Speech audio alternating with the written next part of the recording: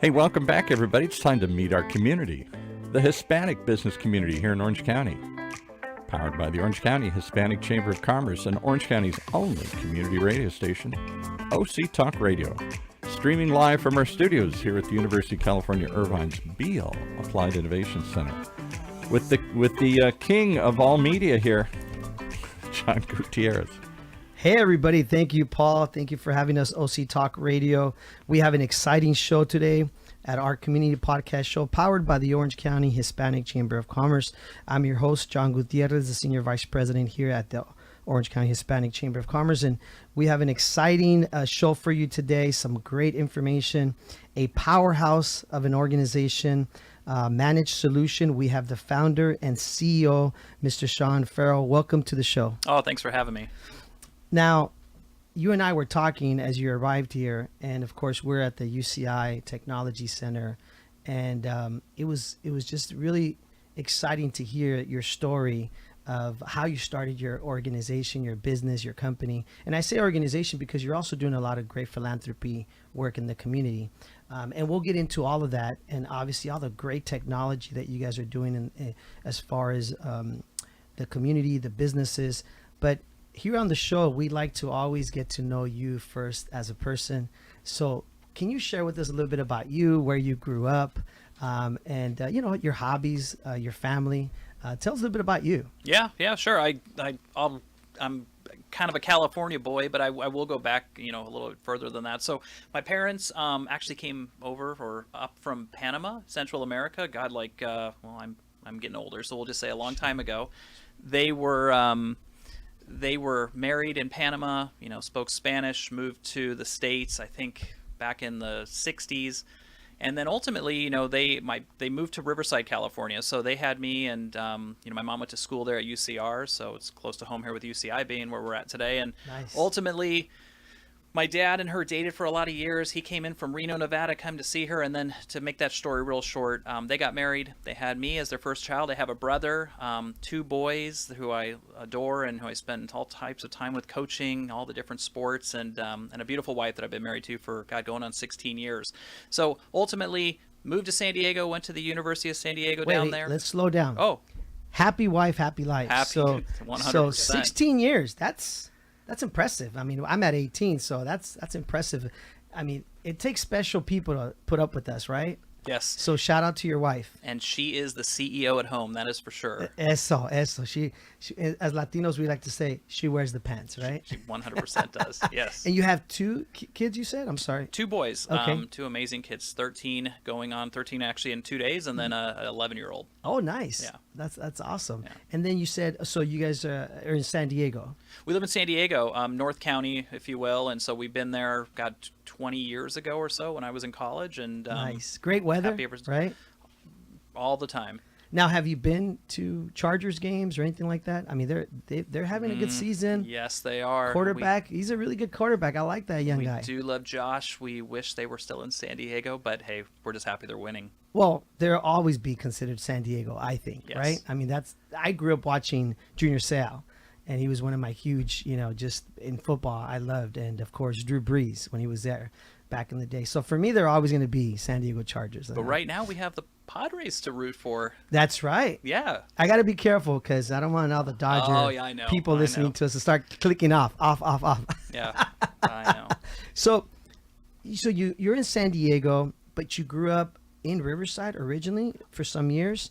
And where did you go after high school? Where did you end up moving to, going to college, or whereabouts did you move to from there? Yeah. So went to, kind of in the heart of Riverside. It was actually a little town, Rubidoux, and kind of a rough area, but anyway, loved it. Learned a lot of life skills, if you will. And then I got a scholarship to go to University of San Diego for business, and then actually to play some sports down there. And so I did. And Wait. You played? What did you play? Tell us. I played baseball. Nice. That was a passion of mine. Really? My grandfather in Panama, Lloyd, he was a professional baseball player in the Panamanian You have that world, gene and already in you. I loved the game. I And still what position did you play? do. Center field and Okay. sometimes mid, short second base. Nice. Yeah. Nice. So did you have that dream that maybe someday you play at that other level, or was it just I'm doing this for fun? I always wanted to keep it fun, and I remind myself all the time, like for my kids, it's all about whatever it is they do, the enjoyment of the sport, just having fun doing it. So I felt the same way. I look back and I said, God, I just always had fun with everything I did. Soccer, baseball, the golf. I liked a lot of different sports, and sometimes too much. I took on too many things, Yes. but baseball seemed to work out for me. I always tell people it seems like sports is a great place for us to learn leadership skills, teamwork, right? Like every sport kind of does that. I mean, I played football growing up, and I felt that it really helped me. Do you feel baseball made an impact in your life in some of those ways? 100%. Or other sports you played? Any sport. We could talk later about it in the company. We operate like a sports team to some extent. I'm kind of the coach, I always say, on the sidelines or in the dugout, and every player's different. Everybody needs to be motivated a different way. Everybody has different skills, and it's just it parlays into business. What you see in sports is just understanding the things that people do really well and the things that people can improve on, and taking that and helping them get better, but encouraging them to get better throughout the process. I love that you bring that up, because obviously being here at the Orange County Hispanic Chamber of Commerce, we have a lot of businesses that are part of our organization, our network. And everybody's always listening to great leaders, community leaders, business leaders. What makes you successful? What do you feel has made you successful? I mean, Managed Solutions, 20 years in the business, that's pretty impressive. Yeah. I would say at the core of it all, and I don't want to use the word culture because I think that's kind of played out a little bit, but we are a community. And even more so, you talk about the word family. We are truly a family. I don't have any family members in the company, but I will tell you that, when you think about your children at home and, they make mistakes and you get upset with them and you course correct, but those kids, they know that, they're going to make mistakes and they're not going to get in trouble, and dad and mom are going to be there to support them. I run it the same way in the business. I want people to make mistakes. I want people to know that we're going to be there as leaders for them. I want them to know I'm just their peer, but we're all learning together. Like that, to me, at the core is what creates the great community we have. Now, share with us a little bit about Managed Solution. What is it? How did it get started? What inspired you to start it? Can you share that story with us? Yeah, absolutely. So it is organically grown. What I mean by that is, I've never taken a dime from anybody. It started about, it's going on 20 years or so. And so it was encouragement. I graduated from USD. I didn't have really another job that I got recruited to do different things. But I loved tech, and I loved people who were technical. I loved the human being who could solve problems technically. So I had some encouragement from friends who were in the technical field who'd said, go out and start something technical.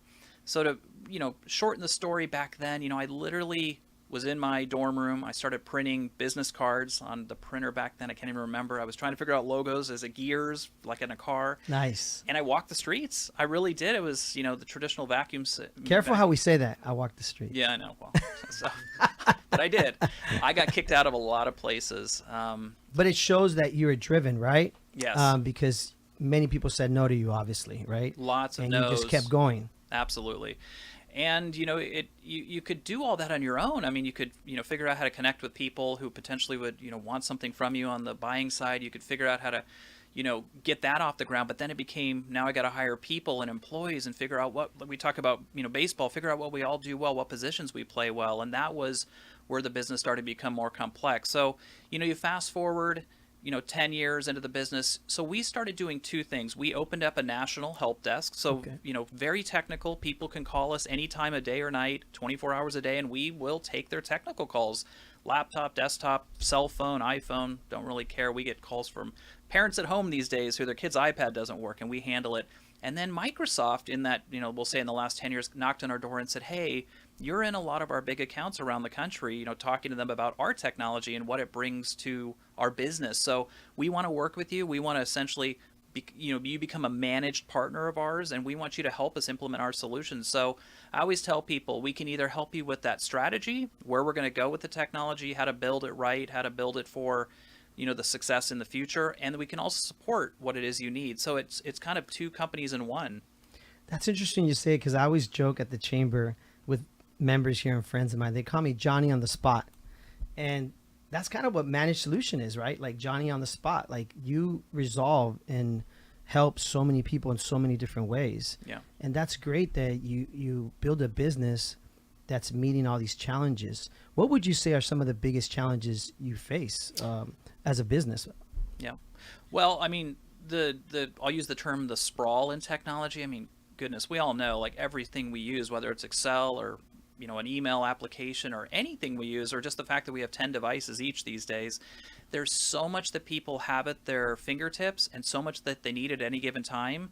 The biggest challenges we face are getting to all those things, like answering the phone right away when they call, or leaving that phone call with, and we even have a program called Smile Back. We literally want to know that people are smiling on the other end of that computer, because cool. that's how they get work done. That is, Yeah. in our new world, that's that computer, that technology is what drives them, frankly, in the business, and in some cases that's what we use in our personal lives too. So how can I enable that experience to be better and better? That's the ticket. You and I were talking as we were taking a tour here earlier. And by the way, talk about being early to a meeting. That is awesome. That shows that it's all business, right? And we were talking, and one of the interesting things we talked about is that you work with a lot of different industries. And of course, I'm in the healthcare background industry. You work with a lot of healthcare companies, and how there's a lot of softwares, right, in different industries that you're involved with.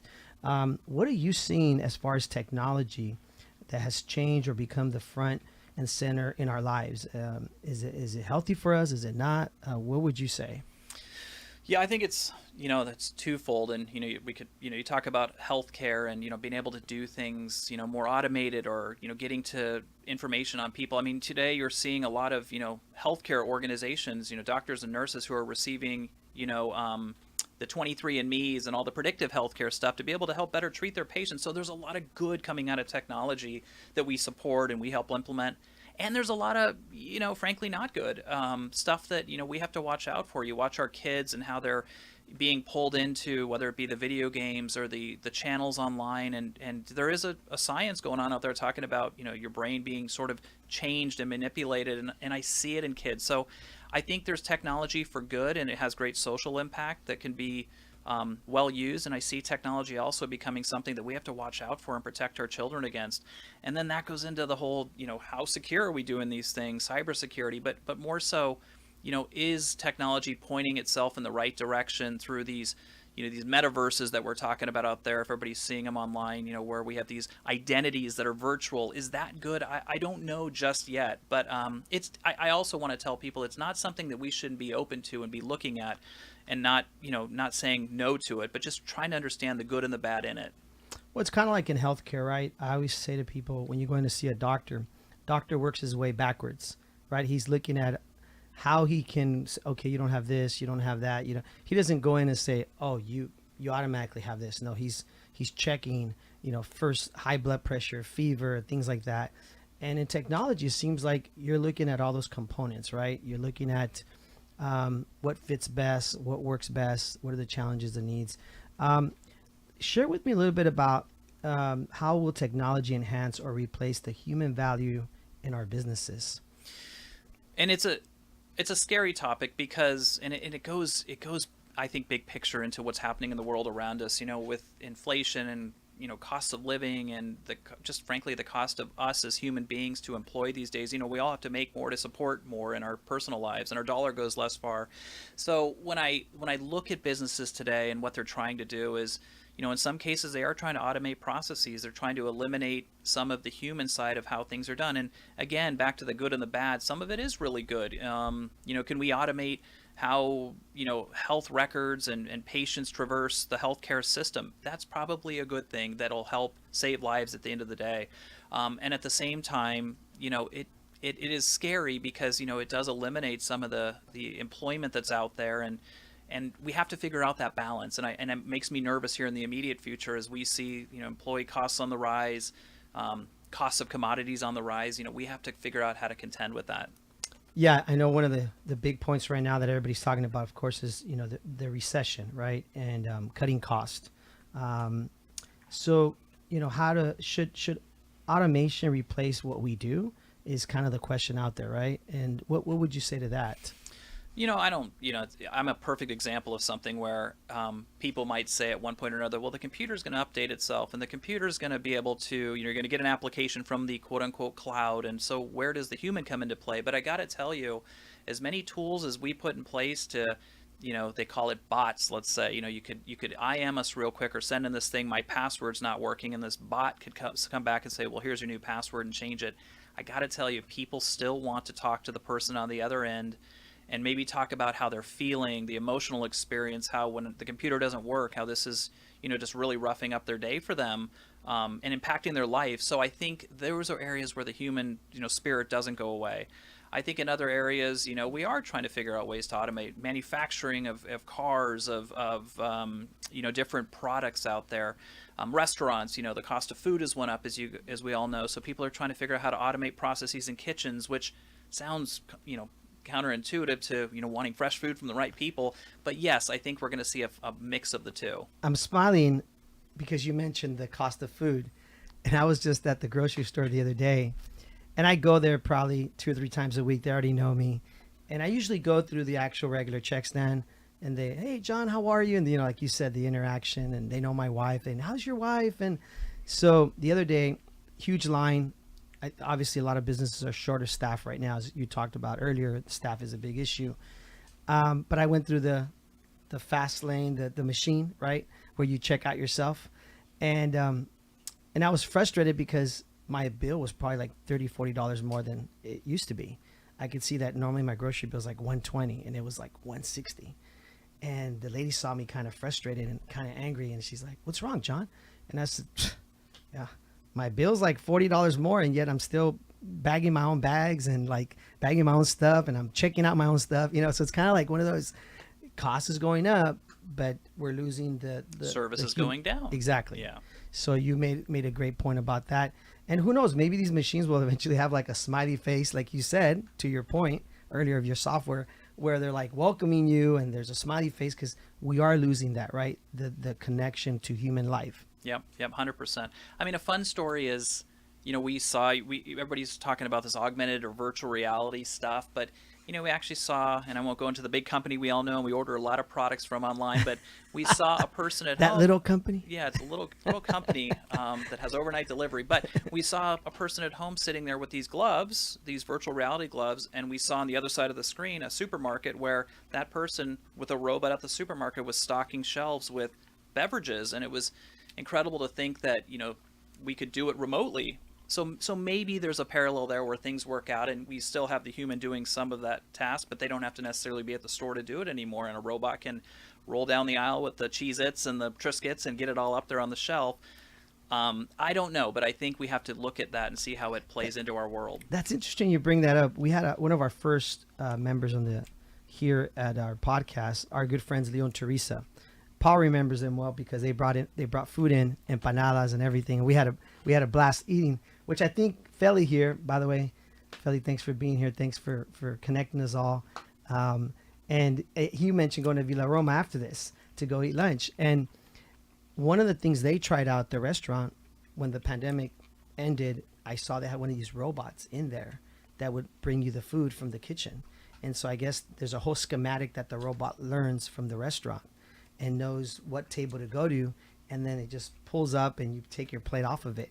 And one of the reasons why they did this was because a lot of restaurants are short on staff right Absolutely. now, right? And so I did video of it and everything. Me and my wife were laughing, having a good time. My kids loved it, but it was very intriguing to see a robot bringing your food, Yep. I mean, we're seeing that. Yeah. I mean, it's a perfect example of the restaurant communities where service is hard to find. There's more jobs available to the traditional, let's say, restaurant worker than they ever had. I mean, you can go now be an Amazon driver or a FedEx driver and make those similar, wages to do those kind of things. So I think all industries that once relied on just the human from a service perspective are having even a harder time, not just because of the pay, but just because of the new world of job opportunities that are out there. So again, it's I think we need the human at the end of the day, but at the same time, the world is changing very quickly in front of us. Paul's giving me that look. He gives me that 5-10 minute look. Yeah, no problem. But I want to go into, you all got involved with our Hispanic Chamber of Commerce, and we really appreciate you guys becoming a member of ours, a partner of ours. And you all were at the golf tournament, which of course raises money for our youth foundation, which is for our scholarships for our youth chamber. And we just want to say thank you. We really appreciate you guys being one of our sponsors, one of our supporters. I know Feli here you guys had a good time, right, Feli? So tell us a little bit about what you all are doing in the community philanthropy-wise, because I know you're involved in some programs where you're providing either software, technology. Share a little bit about that with us, please. Yeah. And what we're looking for is people, like we, outside of our own people to just help serve other people, frankly. So we, one of the missions of Managed Solution was, yes, we're good at the tech, we can help companies, but we started actually getting approached by, you name it, hospice companies, foster youth companies, younger kids who don't have computer companies, who are all nonprofit based. And so over the last, 15 years, every year we give away hundreds of computers to foster youth who are going off to college, and our help desk supports those kids. And it's awesome. The idea there is not only do we want to give back to the kids, with some form of technology, but what I found as a company is that we create a platform where people from the outside, husbands, wives, kids, can all come in and really help with these things. So what we're looking for at times is, we have big events coming up. We have one with a company in San Diego called Computers to Kids San Diego, and we have plenty of computers to give away, but we need people to help give those things out and get things registered and make sure we know who got them. So anytime you're interested in giving back, and look us up, look at the events we're doing, and we're here to combine efforts to get things out to people. That sounds fun, giving away computers. It's right? fun. Like the smile you must get from kids or parents or families. That's just so rewarding, I would imagine, right? Yeah, and you'd be surprised how many people don't have that technology at their fingertips, who, by the way, more than ever need it, whether it's for school or for some other activity. And at the end of the day, you're 100% right. It's, what we hope at the end of it all is that maybe one of our employees or one of our people who come to help connect with that organization and keep going with them in the future. And we've seen that where they've joined boards and they've been involved with helping different, communities. That's what we're looking for.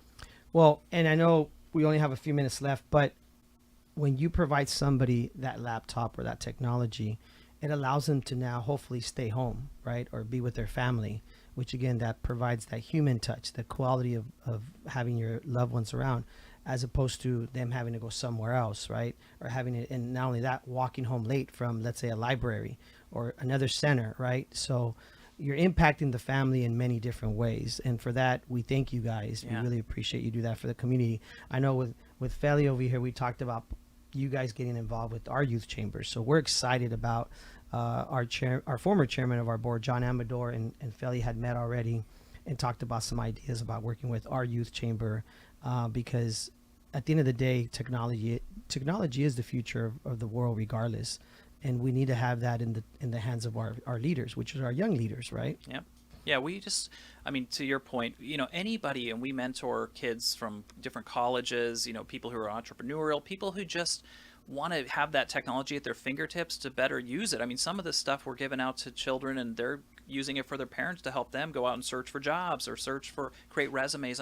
Anything we could do to give back to the younger generation, because they're the up and comers. And like we talked about earlier, in the job market, we need them. There's a shortage out there of technologists of other types, and we need these people more than ever, but they're going to need technology to be successful. Now, if anybody is listening to us, is there opportunities for jobs, internship, things like that? Yeah, Should we share that? Yeah, we just started yesterday. We had a brand new intern. We were excited. Nice. And we have them coming in typically once a month, depending on their school schedules. That's great. Mentorships, we mentor, like I said, entrepreneurial students, love it. And then we are hiring like crazy. Really? So Wow. that would be my biggest, if you're interested in the tech space, look us up, because we have several jobs posted. Well, thank you so much, Sean, for being here. We really appreciate you coming out. Thank you. We know you're an extremely busy businessman, and we really appreciate all your support. Folks, Sean Ferrel, founder and CEO of Managed Solution, 20 years in the business, one of our new partners at our chamber, and Feli here, who we call Feli Tech, right? Feli Is that what we call him? Put me in, coach. That's his new saying. Thank you guys for being here. Thank you for supporting our chamber. We look forward to doing more in the community together. Folks, please follow us at ochcc.com or go to our chamber Facebook page, Orange County Hispanic Chamber of Commerce, or our Instagram at ochcc. Again, this is our community podcast show powered by the Orange County Hispanic Chamber of Commerce. I'm your host, John Gutierrez, the Senior Vice President here. I thank you for listening to us. And again, thank you to Mr. Sean Ferrel, founder and CEO of Managed Solution. Thank you for being here. Oh, thank you so much for having me. Paul, take it away. Hey, Hang on. He says we got lots to bring across here. We just want to remind you to meet our community each and every week. The Hispanic business community here in Orange County. Powered by the Orange County Hispanic Chamber of Commerce and Orange County's only community radio station, OC Talk Radio. Streaming live from our studios here at the University of California, Irvine's Beale Applied Innovation Center.